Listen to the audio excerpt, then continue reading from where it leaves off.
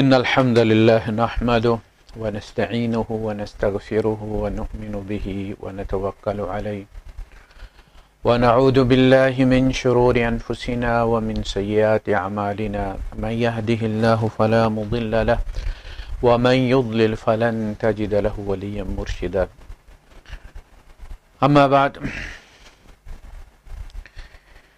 نبی کریم صلی اللہ علیہ وسلم کی سیرت کے معاملے میں مختلف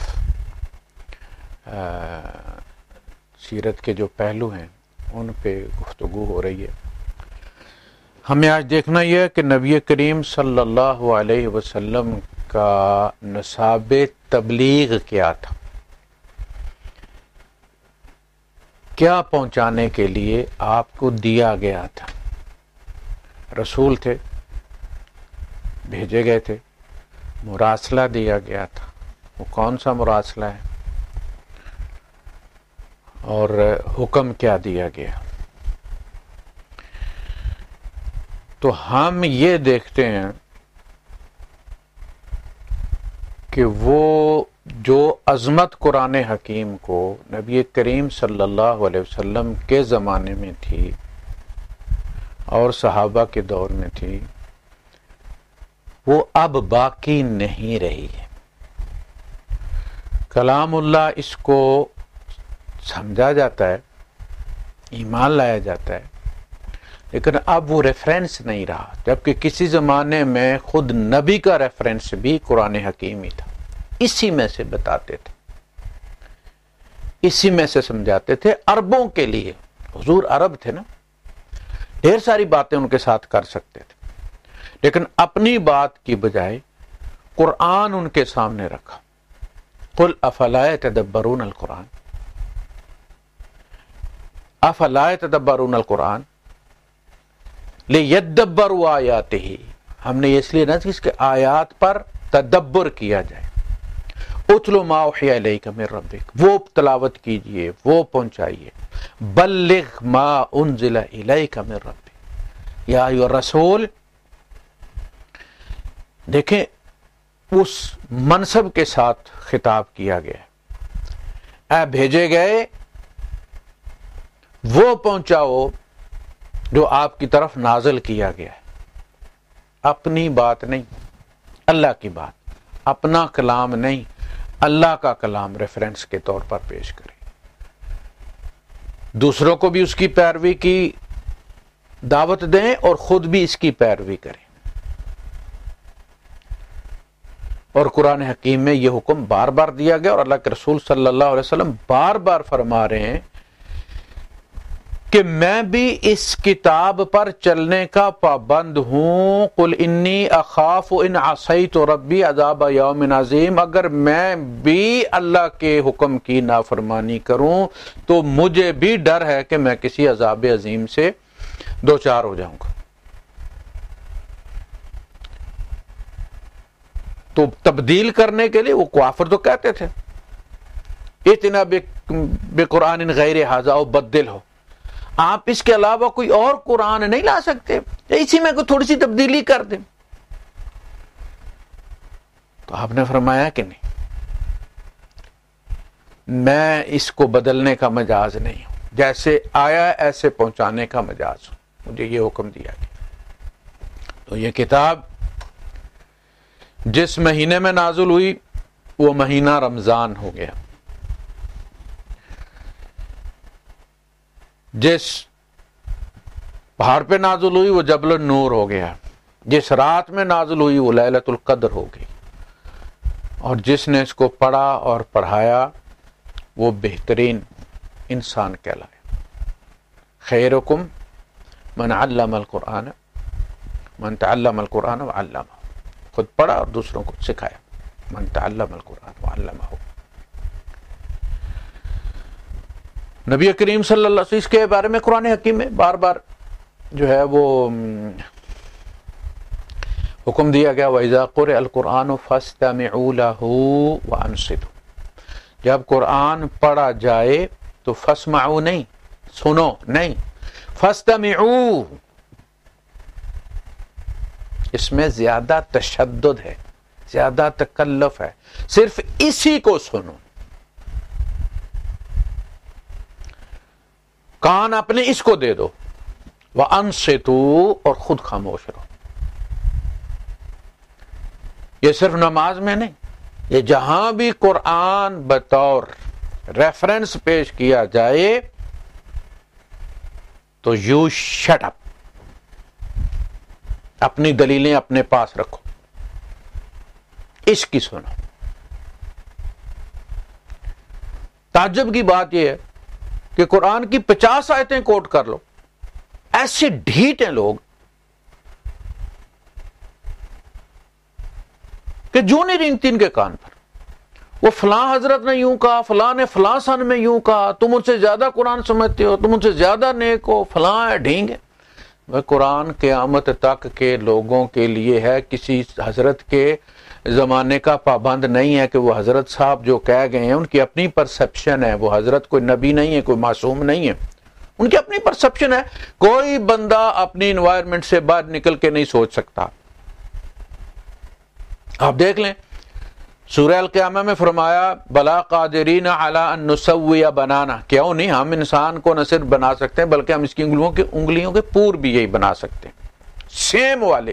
یہ کیوں زور ہے کہ یہی والی؟ اس لیے کہ آج آپ اس وقت زمانے میں کیا تفسیر کرتے تھے، چونکہ یہ سب سے چھوٹی ہڈی ہے اس لیے اس کا خاص طور پہ ذکر کیا گیا. آج ہمیں پتہ چلا کہ ہڈی چھوٹی نہیں ہے، یہ فنگر پرنٹس ہیں جو ایک انسان کے دوسرے سے نہیں ملتے، اور یہی فنگر پرنٹ ہوں گے تو ڈیٹا ڈسپلے ہوگا، آپ کا اکاؤنٹ کھلے گا قیامت کے دن. رکھو اپنا انگوٹھا اور اپنا حساب خود دیکھو. آج پتا چلا کہ بات فنگر پرنٹس کی ہو رہی تھی، بائیو میٹرک کی ہو رہی تھی، چھوٹی ہڈی کی نہیں ہو. لیکن اس زمانے میں چونکہ یہ چیز سامنے نہیں تھی تو حضور نے فرمایا نا کہ اس کے عجائب کبھی ختم نہیں ہوں گے، قیامت تک اس قرآن کے عجائب. ہر زمانے میں جہاں بھی سائنس ترقی کر کے پہنچے گی کچھ آیات آپ کو ایسی ملیں گی جو وہ بتا رہی ہوں گی، لیکن اپنے زمانے میں ہم اس فہم سے محروم ہیں. یہ سارے زمانوں کی کتاب ہے، یہ سارے زمانوں کو کفایت کرتی ہے. اس کو کبھی کسی دور کے ساتھ پابند یا محدود نہیں کیا جا سکتا کہ فلاں آج سے 1200 سال پہلے جس نے کہہ دیا ہے وہی اب قیامت تک چلے گا. نہ، یہ آج کے دور میں اس کو دیکھا جائے گا، ہمارے بعد میں آنے والے جو ہے وہ بعد میں اس کو دیکھیں گے، اور یہ قرآن ان کو اپنے سے آگے ہی ملے گا. یہ امام ہے اور ہر زمانے کا امام، کہیں قرآن پیچھے نہیں رہ جائے گا. ہر زمانے کے انسان جہاں ترقی کر کے پہنچیں گے کائنات میں، جیسے فرمایا سنریہم آیاتنا فی الآفاق، ہم اپنی آیات ان کو آفاق میں دکھائیں گے، وفی انفسہم، اور ان کی جانوں کے اندر. تو تمہاری اپنی جان کے بارے میں اگر کوئی آج آپ کو جو ہے وہ بائی پاس کرنے کے لیے راگ چاہیے اس سائز کی، اس کیپیسٹی کی، تو پتہ چلا کہ اللہ پاک نے بہت عرصہ پہلے جب سے وہ راگ انسان کے اندر ایکسٹرا رکھ دی ہے کہ نکال کے آپ اس کو، جیسے وہ کبھی کسی زمانے میں چائنا کی وہ ٹارچ آیا کرتی تھی، اس میں ایک ایکسٹرا بلب جو ہے اس کے اندر رکھا ہوا تھا، جگہ بنی ہوتی تھی، اب نہیں ہوتا. بالکل اسی طرح اللہ پاک نے رکھا ہوا ہے، وہ رگ رکھی. بہت ساری چیزیں جب آپ اپنے اندر کی سائنس باہر لے کر آئے گی تو آپ کو پتہ چلے گا کہ قرآن حکیم اس کے بارے میں ڈسکس کرتا ہے، اس کو بتاتا ہے، لیکن اس زمانے کے لوگ اس کو نہیں سمجھ پائے. تو قرآن کا ریفرنس سب سے بڑا ریفرنس ہے. اللہ پاک نے رسول کو یہی کہا کہ یا ایھا الرسول بلغ ما انزل الیک من ربک وان لم تفعل، اگر یہ نہ پہنچایا آپ اپنی ڈھیر ساری باتیں کر لیں، آپ عربی میں کریں، قریش کی زبان میں کریں، فما بلغت رسالتہ، یہ نہ پہنچا تو آپ کی وہ گھنٹوں کی تقریریں، وہ ساری صحیحاں 6 نہیں 12 14 18 20 50 بھی ہو جائیں، یہ نہیں پہنچا فما بلغت رسالتہ، تو آپ نے اللہ کا پیغام نہیں پہنچایا، اللہ کا مراسلہ نہیں پہنچایا. اب نبی کریم صلی اللہ علیہ وسلم جو بات کرتے ہیں اسی قوم کی زبان میں کریں جس کی زبان میں قرآن نازل ہو رہے ہیں. لیکن یہاں بھی اللہ پاک یہ فرما رہا ہے کہ یہ جو میں دے رہا ہوں یہ پہنچانا ہے. آپ اندازہ کریں نبی کریم صلی اللہ علیہ وسلم نے کم و بیش 500 خطبے دیے ہیں مدینے کے اندر 10 سالوں 500 خطبے.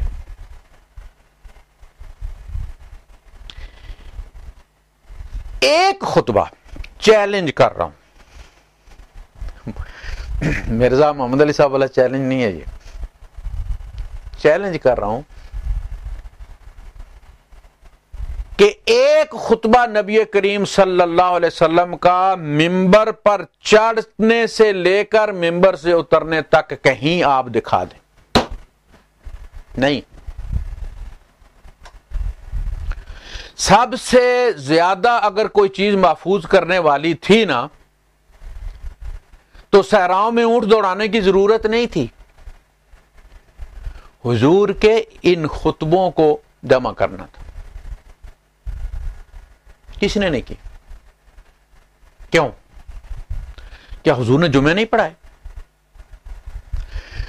جمعے کا خطبہ ہو رہا ہے، اس میں سے ایک سیگمنٹ نکالیں گے اپنے کام کا، کیونکہ اس میں تحیت المسجد ثابت کرنا ہے. ایک چیز بتائیں گے، پورا خطبہ کہیں نہیں ہے، کہیں نہیں.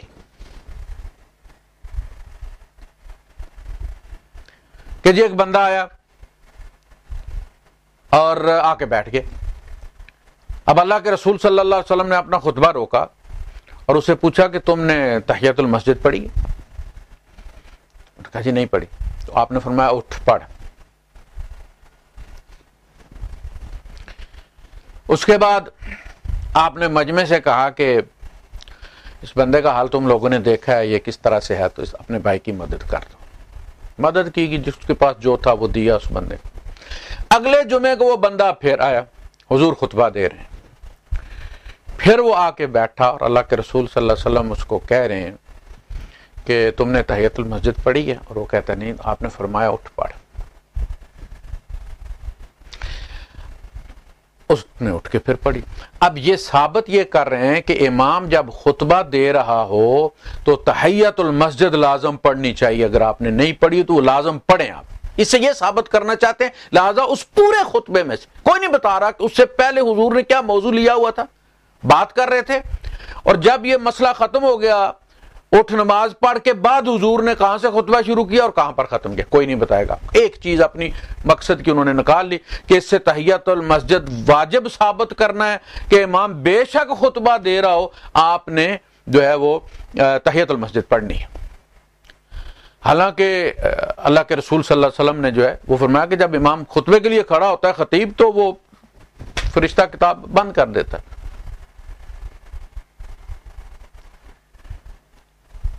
تو اس وقت پھر صرف سننا ہی ہے، خطیب کو سنو.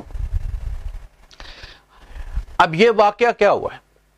بندہ آیا ہے، بندہ بڑا بدحال تھا. اب حضور اس کو کھڑا کر دیتے، کھڑے ہو جاؤ اور دیکھو یار اس کا اشر دیکھو تم اپنے بھائی کا، اور سارا مجمع جو ہے اس کی طرف آنکھیں پھاڑ پھاڑ کے دیکھنا شروع کر دیتا. اور ظاہر بندہ شرمندہ ہوتا، مجمع کے سامنے جو ہے وہ مجھے ننگا کر دیا گیا ہے. تو اللہ کے رسول صلی اللہ علیہ وسلم نے اس کو تحیت المسجد کے نام پر کھڑا کیا، تاکہ انسانوں کی فطرت ہے کہ وہ دیکھتے ہیں کہ کون ہے جس کو حکم دیا جا رہا ہے، اور دیکھیں گے تو اس کا حال بھی نوٹ کر لیں گے. میرے کہنے کی ضرورت نہیں ہے، سب خود سے نوٹس کریں گے. تو وہی ہوا.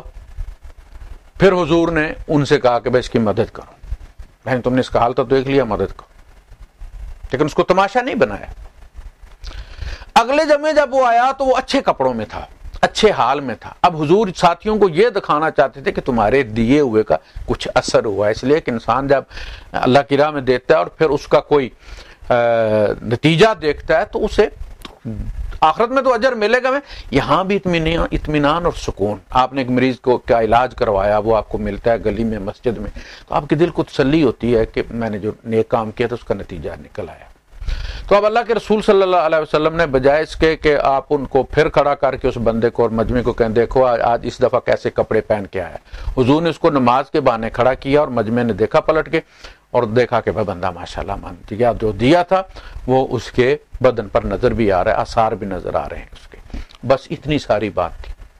اس کو واجب بنانا نہیں تھا، بلکہ اسے نکلتا کیا ہے کہ خطبے کے دوران نفل پڑھنے کا رواج نہیں تھا. اگر رواج ہوتا تو وہ بندہ ضرور پڑھتا, کم از کم پچھلے جمعے جب پڑھ کے گیا تھا تو اگلے جمعے تو ضرور پڑھتا, لیکن اگلے میں بھی نہیں, وہ بیٹھ گیا ہے کیونکہ حکم یہی تھا کہ خطبے کے دوران بیٹھ جاؤ, خطیب کی سنو.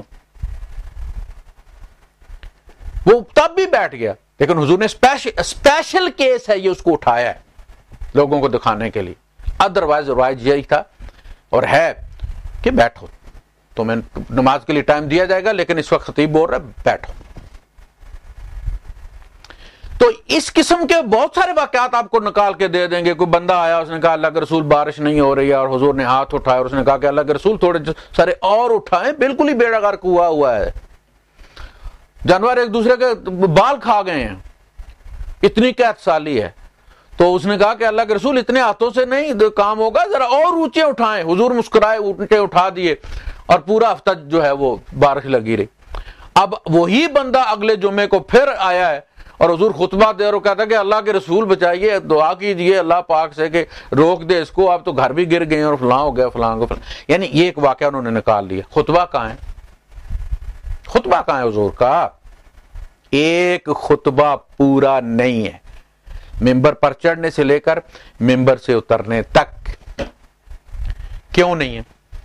اس لیے کہ اللہ کے رسول صلی اللہ علیہ وسلم خطبے میں قرآن پڑھا کرتے تھے. تو قرآن لکھا لکھایا موجود تھا,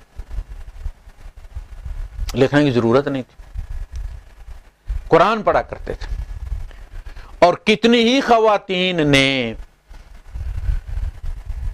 جمعے کا خطبہ سن کر صورتیں یاد کی. یہ اہمیت ہے اس کی. یا ایھا الرسول بلغ ما انزل الیک من ربک فإن لم تفعل فما بلغت رسالتہ. تو نبی کریم صلی اللہ علیہ وسلم کا نصاب تبلیغ کیا تھا؟ قرآن تھا, قصے کہانیاں نہیں تھی. حضور کلام اللہ کی موجودگی میں اپنا کلام پیش نہیں کرتے تھے. ہمارے یہاں سفیر جب 14 اگست اور 23 مارچ کو ایک دفعہ صدر کا پیغام پڑھتے ہیں سفیر صاحب, اور ایک دفعہ وزیر اعظم کا پڑھتے ہیں. 23 مارچ کو صدر کا پڑھتے ہیں, 14 اگست کو وزیر اعظم کا پڑھتے ہیں. سفیر اپنی بات نہیں کرتا, اپنے سے بڑے کی بات کرتا. اور نبی کریم صلی اللہ علیہ وسلم اللہ کا کلام پیش کرتے ہیں, اس کلام کی موجودگی میں اپنی بات نہیں کرتے, کہ پروٹوکول کے خلاف. اتلو ما اوحی الیک من ربک. پھر ہمیں کیا حکم دیا؟ بلغوا عنی ولو آیا. میری طرف سے میرے امتی جب بن گئے ہو تو اب یہ تمہارے ذمہ واجب ہے کہ میرے والا کام تم کرو. جو قرآن میرے سپرد کیا گیا تھا وہ اب تمہارے حوالے ہے میرے بھی ہاف پر. اس لیے کہ اب جو بھی کلمہ پڑھے گا, کلمہ تو نبی کریم صلی اللہ علیہ وسلم کا ہی پڑھے گا نا. بات ہم پہنچائیں گے لیکن کلمہ وہ نبی کریم صلی اللہ علیہ وسلم کا پڑھے گا. ہم دعوت نبی کی پہنچا رہے ہیں, تو بلغوا عنی, میرے بہاف پر پہنچاؤ. کیا؟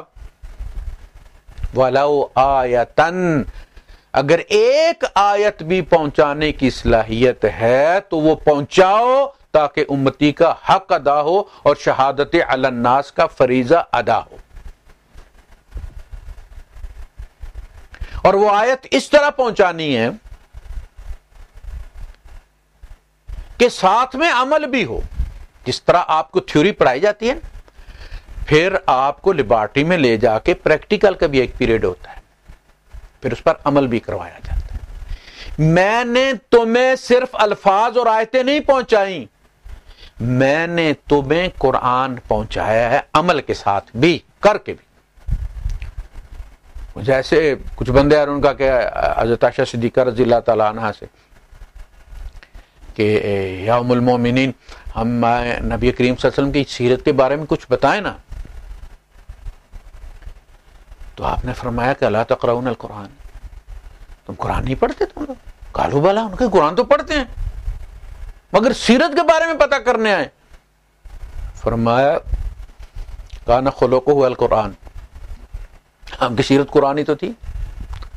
قرآن نبی کریم صلی اللہ علیہ وسلم کی سیرت کی سب سے زیادہ اتھینٹک، سچی اور بہترین کتاب۔ لوگ پوچھتے ہیں نا جی وہ کون سی سیرت کی کتاب پڑھیں جی، الرحیق المختوم پڑھیں جی، وہ فلاں پڑھیں جی، وہ فلاں پڑھیں جی۔ اگر نبی کریم صلی اللہ علیہ وسلم کی سیرت کی کتاب پڑھنی ہے تو وہ پڑھو جس میں اللہ سیرت بیان کر رہا ہے نبی کریم صلی اللہ علیہ وسلم، اور وہ قرآن ہے۔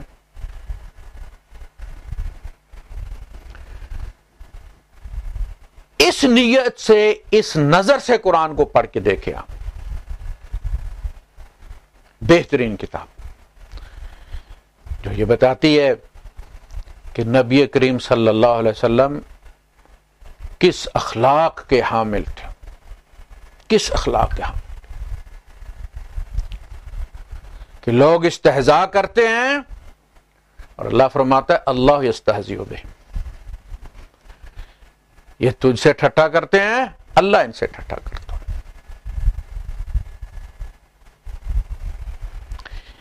انہیں کو میرا نبی ان کے ساتھ ٹھٹھا کرتا ہے، اے نبی ان کے ساتھ ٹھٹھا کرو۔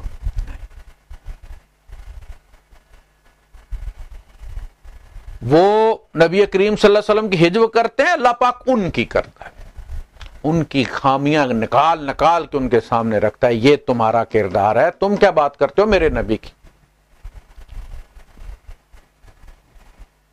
میرا نبی تو خلق عظیم پر ہے۔ اندازہ کریں اللہ پاک جیسی ہستی، جس ہستی کے خلق کو اور اخلاق کو عظیم کہے، اس ہستی کے اخلاق کو کتاب کوئی لکھ سکتا اس کے بعد؟ اللہ کے رسول فرماتے ہیں میں تو آیا اس لیے ہوں لِأُتَمِّمَ مَكَارِمَ الْأَخْلَاقِ، میں اخلاقیات کی تکمیل کے لیے آیا ہوں، اس کے بعد کائنات میں کوئی بھی ایسی اچھی صفت نہیں ہو سکتی جو میرے اندر نہ پائی جائے، اور کوئی بری صفت نہیں ہو سکتی کہ جس سے میں پاک نہ ہوں۔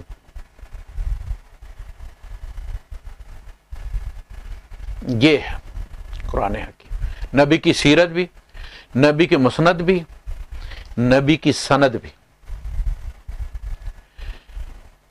قُلِ اللَّهُ شَهِيدٌ بَيْنِي وَبَيْنَكُمْ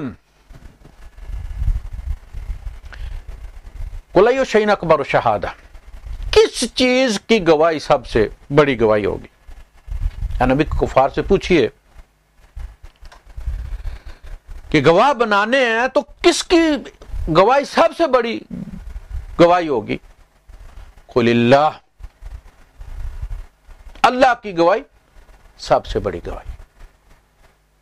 اللہ سب سے بڑا گواہ، سب سے عظیم اور اتھینٹک گواہی اللہ کی۔ اللہ کی گواہی کے بعد کوئی گواہی بات نہیں، کسی اور کی ضرورت نہیں رہتی۔